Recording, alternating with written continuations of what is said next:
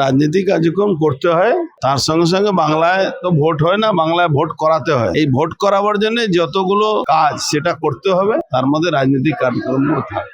শান্তনু সেন তো বলতেই পারে। শান্তনু সেন কি আমাদের দলের কথা বলবে? ও তো নিজের দলের কথাই বলবে।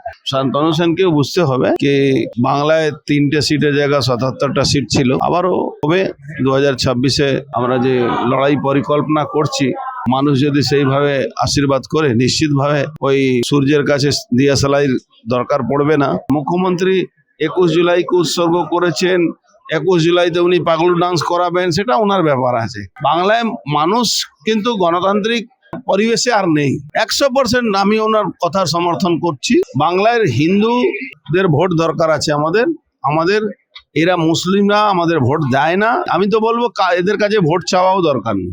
100% আমরা হিন্দুদেরকে নিয়ে রাজনীতি করব, নাহলে পশ্চিমবাংলা বাংলাদেশ